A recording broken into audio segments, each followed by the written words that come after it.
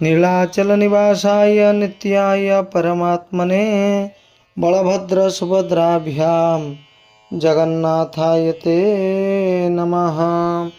भक्तबंधु दर्शक बंधु जय जगन्नाथ। आजी आमे जानिबा कौन रहिछि तिथि बार नक्षत्र केउ पक्ष केउ राशि रे चंद्र केउ राशि रे सूर्य भगवान कौन रहिछि आजिर दिन। सर्वप्रथमे आजी जो शिशु माने जन्म ग्रहण करिसेंती सेमानंकु जन्मदिनर हार्दिक हार्दिक अभिनंदन एवं सुस्वागत। आजि दिन रे समस्तंकर मंगलमय हेउ, समस्तंकर शरीर निरोग रहु महाप्रभुंक निकटरे कामना। सर्वप्रथमे आजि हेउची मार्च मास 11 तारिख बुधवार, ओडिया रे चैत्र मास कृष्ण पक्ष अष्टमी तिथि रात्र 4:42 पर्यंत रहउचंती अष्टमी तिथि। तापरे नवमी तिथिंकर अयम आरंभ। आज रहिछंती ज्येष्ठा नक्षत्र रात्रि 11टा पर्यंत। तापरे मूला नक्षत्रंकर मध्य जोग हेउछंती। आज चंद्र भगवान बिछा राशि अवस्थान करिछंती रात्र 11 घटिका पर्यंत। जेहेतु नक्षत्र चेंज हेउछंती 11 घटिकारे, सेदिपाई चंद्र भगवान मध्य रात्र 11 घटिका पर्यंत बिछा राशि रे अवस्थान करिछंती। तापर धनु राशि को अवस्थान करिवे। आज सूर्य नारायण भगवान कुंभ राशि रे अवस्थान करिछंती। आजिर सूर्योदय प्रातः 6:02:26, सूर्यास्त 5:51:30। आज जो शिशु जन्म ग्रहण करिवे तांकर बिछा राशि हेब एवं रात्र 11 घटिका परे जो माने जन्म ग्रहण करिवे तांकर धनु राशि हेब। आज जेहेतु बुधवार रहिछंती, आज मकर राशि घातवार रहउचंती। आज घात चंद्र मध्य रात्रि 11 घटिका परे तुला और कुंभ राशि आज रहिछि घात चंद्र। आज जो व्यक्ति माने मृत्युवरण करिवे बा महाप्रयाण हेबे तांकर आज पुष्कर दोष रहिब नाही।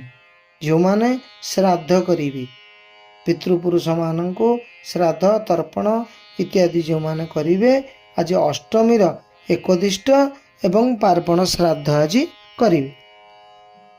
आज शास्त्र रे नड़िया खाइबा पाई मना करा जाइएछि, नड़िया को वर्जन करा जाइएछि। आजिर अमृत बेला दिन 7:34 आज गोटे अमृत बेला रहउचंती बा सूर्योदय प्रातः समय 7:34 पर्यंत आज गोटे शुभ बेला बा अमृत बेला रहउचंती। तापरे दिन 12:21 रु 1:57 मध्य गोटे अमृत बेलार जोग रहउचंती एवं संध्या समय संध्या 6:41 ठारू रात्र 9:05 मध्य आज गोटे अमृत बेलार जोग रहउचंती। आज महेंद्र बेलार जोग मध्य रहिछि दिन 4:21 रु संध्या 5:52 पर्यंत आज गोटे महेंद्र बेलार जोग रहिछि। रात्र मध्य 9:05 ठारू 10:41 पर्यंत आज महेंद्र बेलार जोग रहिछि। आजिर अशुभ बेला बा काल बेला दिन 8:54 ठारू 10:24 मध्य आज गोटे काल बेला भोग होउछंती।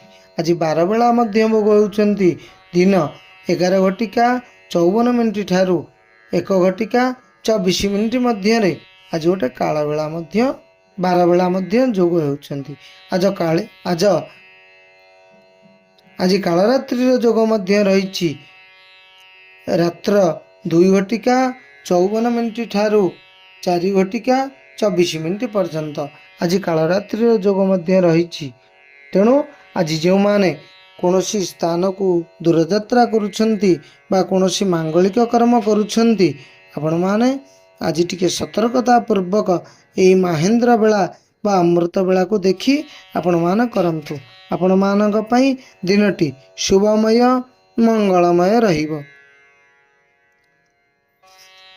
ଏବେ ଆମେ ଜାଣିବା ମେଷ ରାଶି ଠାରୁ ମୀନ ରାଶି ପର୍ଯ୍ୟନ୍ତ ସମ୍ପୂର୍ଣ୍ଣ 12ଗୋଟି ରାଶିର କ'ଣ ରହିଛି ଭାଗ୍ୟ ଭବିଷ୍ୟ, କିପରି କଟିବ ଆଜିର ଦିନ।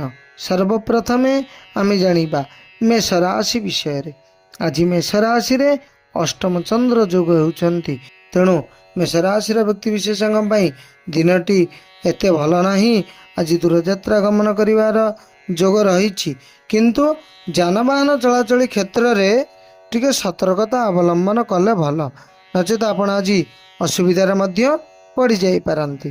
ମହିଳାମାନଙ୍କ କ୍ଷେତ୍ରରେ ଆଜି ଦୂରଯାତ୍ରା ଗମନ କରିବାର ଯୋଗ ରହିଛି। ସୁସ୍ୱାଦୁ ଖାଦ୍ୟ ପଦାର୍ଥ ମିଳିବାର ଯୋଗ ରହିଛି।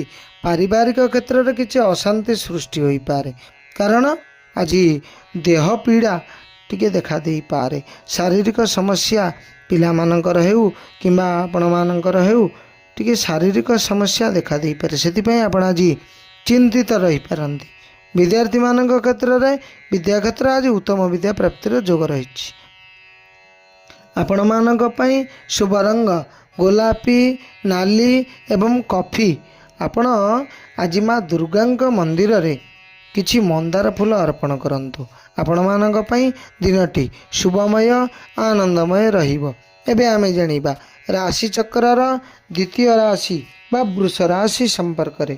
ଆଜି ବୃଷ ରାଶିରେ ସପ୍ତମ ଚନ୍ଦ୍ର ଅବସ୍ଥାନ କରିଛନ୍ତି। ତେଣୁ ବୃଷ ରାଶିର ବ୍ୟକ୍ତିବିଶେଷଙ୍କ ପାଇଁ ଦିନଟି ଆଜି ବଢ଼ିଆ ରହିବ। ଆଜି ଦୂରଯାତ୍ରା ଗମନ କରିବାର ଯୋଗ ରହିଛି। ଯାନବାହନ ପ୍ରାପ୍ତିର ଯୋଗ ମଧ୍ୟ ରହିଛି। ଆଜି ପାରିବାରିକ କ୍ଷେତ୍ରରେ ସମସ୍ତଙ୍କ ସହିତ ଆଜି ସମ୍ପର୍କ ଭଲ ରହିବ। ଆପଣମାନଙ୍କ କ୍ଷେତ୍ରରେ ମଧ୍ୟ ଆଜି ଦିନଟି ବଢ଼ିଆ ରହିବ। ଆଜି ଦିନଟି ବଢ଼ିଆ ରହିଛି।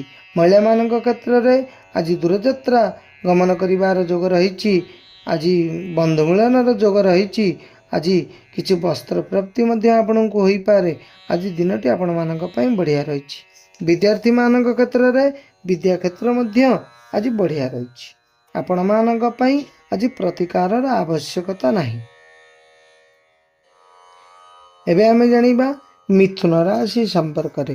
ଆଜି ମିଥୁନ ରାଶିରେ ଷଷ୍ଠ ଚନ୍ଦ୍ର ଅବସ୍ଥାନ କରିଛନ୍ତି। ତେଣୁ ମିଥୁନ ରାଶିର ବ୍ୟକ୍ତିବିଶେଷଙ୍କ ପାଇଁ ଦିନଟି ଆଜି ଭଲ ରହିଛି, କିନ୍ତୁ ଆଜି କର୍ମକ୍ଷେତ୍ରରେ ଆପଣମାନେ ଟିକେ ସତର୍କତା ଅବଲମ୍ବନ କରିବେ, କାରଣ ଆଜି ଶତ୍ରୁ ଭୟ ଟିକେ ଦେଖା ଦେଇପାରେ।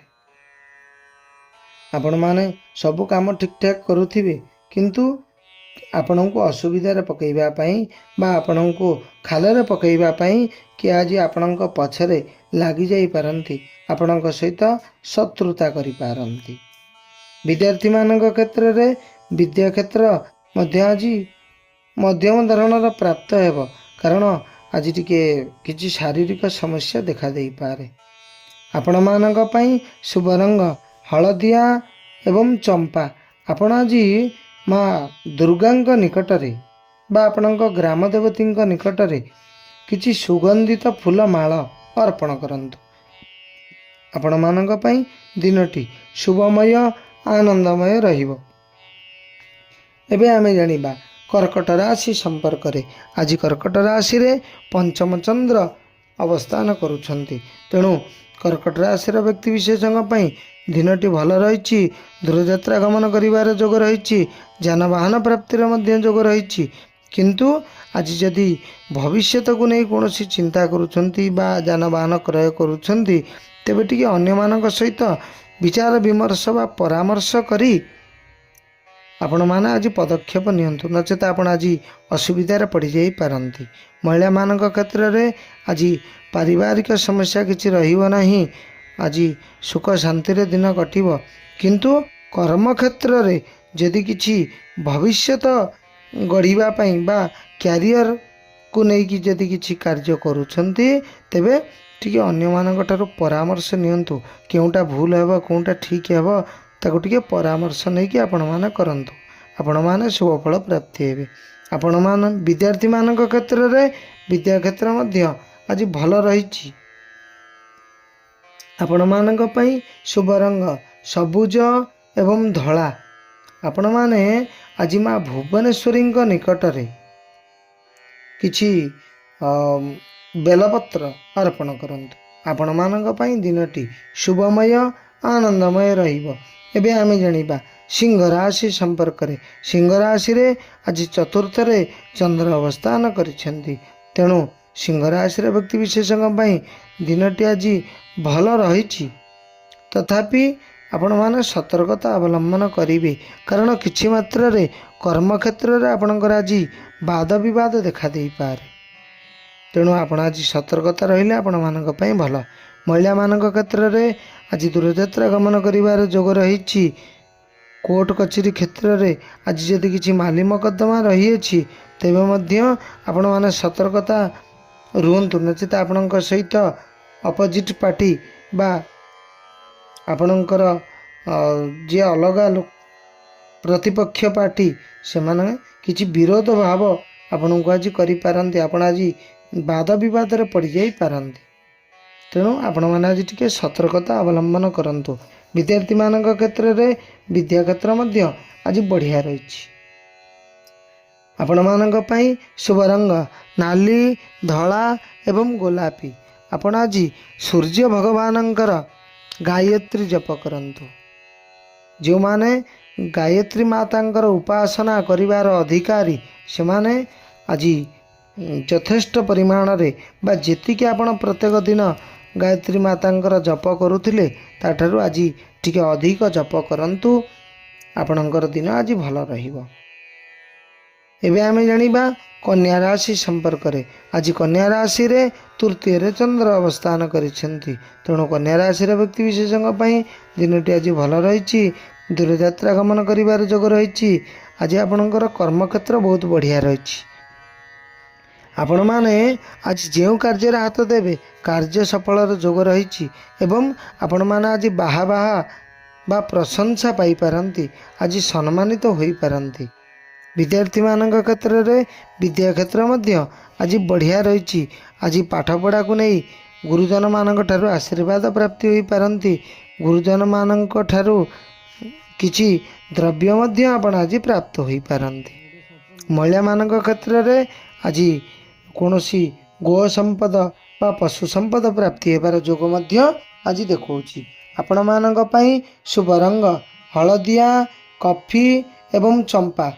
ଆପଣ ଆଜି ମା କାଳୀଙ୍କ ନିକଟରେ କିଛି ମନ୍ଦାର ମାଳ ଅର୍ପଣ କରନ୍ତୁ। ଆପଣମାନଙ୍କ ପାଇଁ ଦିନଟି ଶୁଭମୟ ଆନନ୍ଦମୟ ରହିବ।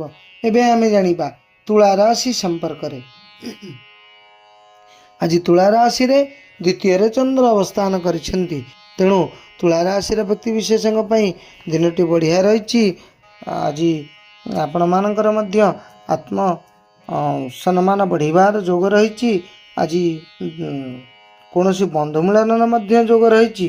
କିନ୍ତୁ କର୍ମକ୍ଷେତ୍ରରେ ଆଜି ଟିକେ ଆଳସ୍ୟାମୀ ଦେଖାଦେଇପାରେ।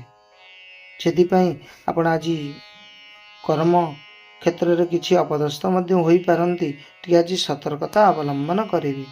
ମହିଳାମାନଙ୍କ କ୍ଷେତ୍ରରେ ଆଜି ଦୂରଯାତ୍ରା ଗମନ କରିବାର ଯୋଗ ରହିଛି। ସୁସ୍ୱାଦୁ ଖାଦ୍ୟ ପଦାର୍ଥ ମିଳିବାର ଯୋଗ ମଧ୍ୟ ରହିଛି। କିନ୍ତୁ ଆଜି ଟିକେ ଶାରୀରିକ ସମସ୍ୟା ଦେଖାଦେଇପାରେ। ଶାରୀରିକ ସମସ୍ୟା ଯୋଗୁଁ ଆପଣ ଆଜି ଚିନ୍ତିତ ରହିପାରନ୍ତି। ବିଦ୍ୟାର୍ଥୀମାନଙ୍କ କ୍ଷେତ୍ରରେ ବିଦ୍ୟା କ୍ଷେତ୍ର ମଧ୍ୟ ଆଜି ଉତ୍ତମ ରହିଛି। ଆପଣମାନଙ୍କ ପାଇଁ ଶୁଭ ରଙ୍ଗ ଗୋଲାପୀ ଏବଂ ଲାଇଟ୍ କଲର୍। ଆପଣ ଆଜି କୌଣସି ବିଷ୍ଣୁ ମନ୍ଦିରରେ ବା ରାମ ଭଗବାନଙ୍କ ମନ୍ଦିରରେ ଆଜି କିଛି ତୁଳସୀ ମାଳ ଅର୍ପଣ କରନ୍ତୁ। ଆପଣମାନଙ୍କ ପାଇଁ ଦିନଟି ଶୁଭମୟ ଆନନ୍ଦମୟ ରହିବ। ଏବେ ଆମେ ଜାଣିବା ବିଛା ରାଶି ସମ୍ପର୍କରେ। ଆଜି ବିଛା ରାଶିରେ ଶ୍ରୀଚନ୍ଦ୍ର ବା ଜନ୍ମଚନ୍ଦ୍ର ଅବସ୍ଥାନ କରିଛନ୍ତି।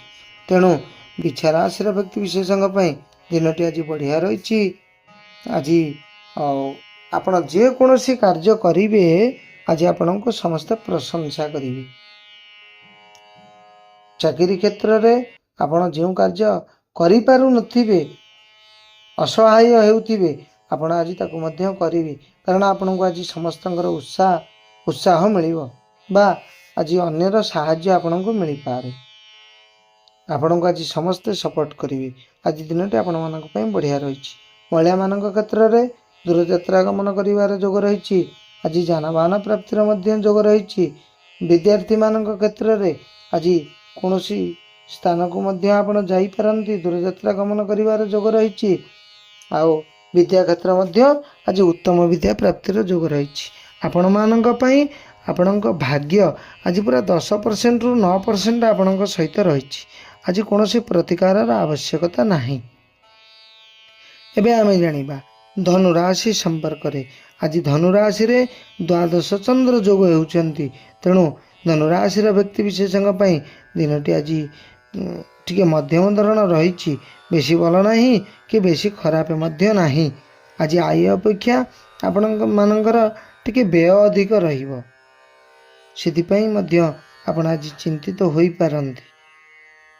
ଆଜି ଦୂରଯାତ୍ରା ଗମନ କରିବାର ଯୋଗ ଥିଲେ ମଧ୍ୟ ଆପଣମାନଙ୍କ କ୍ଷେତ୍ରରେ ଟିକେ ଆଜି କମ୍ ଦେଖାଉଛି, କାରଣ ଅଧିକ ବ୍ୟୟକୁ ନେଇ ଆପଣ ଋଣଗ୍ରସ୍ତ ହୋଇପାରନ୍ତି। ସେଥିପାଇଁ ମଧ୍ୟ ସେଥିରୁ ଆପଣ ଚ୍ୟୁତ ହୋଇପାରନ୍ତି।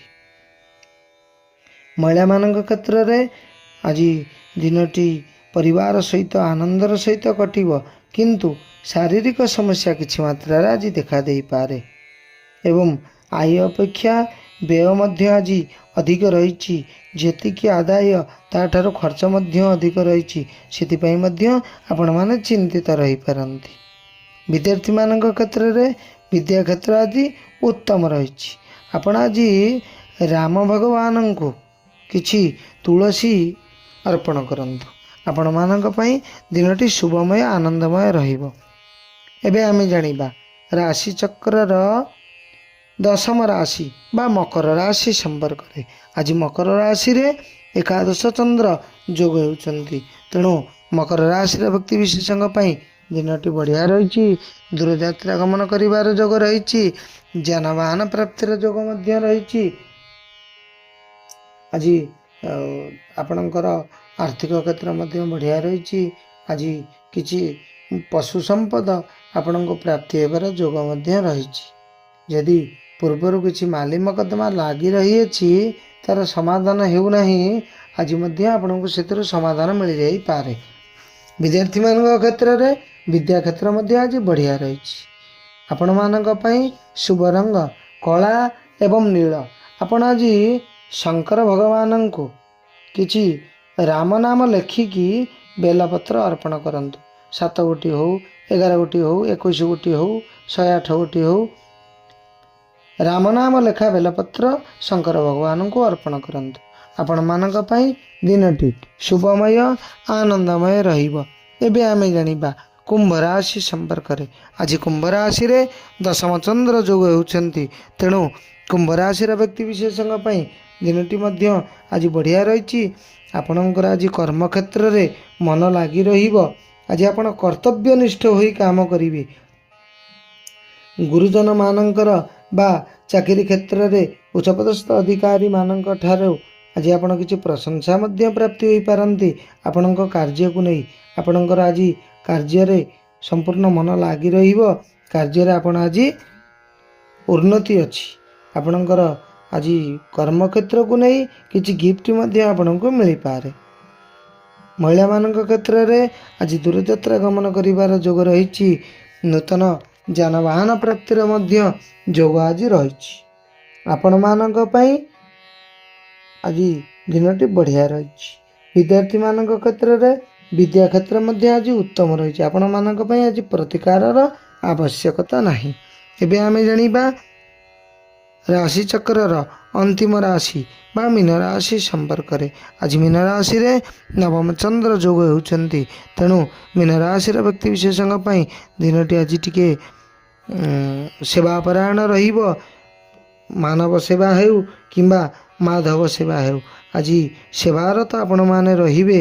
ଆଜି ନିଜର ଧର୍ମ ପ୍ରତି ନିଜର କର୍ତ୍ତବ୍ୟପରାୟଣ ବଢ଼ିବ ଏବଂ ଆଜି ଦେବତା ପୂଜା ଏବଂ କୌଣସି ଆନୁଷ୍ଠାନିକ बा कौनसी धार्मिक क्षेत्र में मध्य आपण योगदान करिपारंती।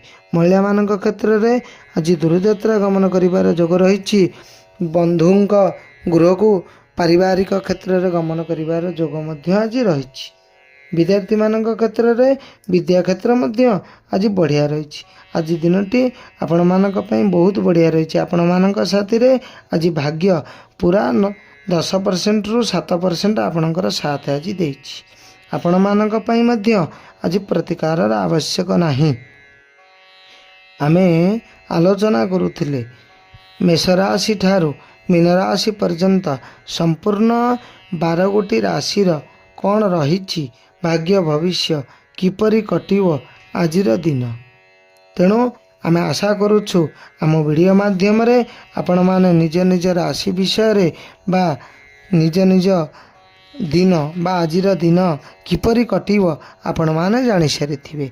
तेणु यदि आपण माने आम चैनल को देखुचंती बा लाइक शेयर सब्सक्राइब करि नाहंती तेबे गोटे गोटे लाइक शेयर एवं सब्सक्राइब करंतु एवं चैनल को आगु को बढ़ांतु एवं प्रत्येक दिन आम वीडियो माध्यम रे आपण माने निज निजर राशिफल बा निज निजर दिन किपरि कटिबो आसंता कालीर राशिफल आज संध्या समय रे आपण माने प्राप्त हुंतु।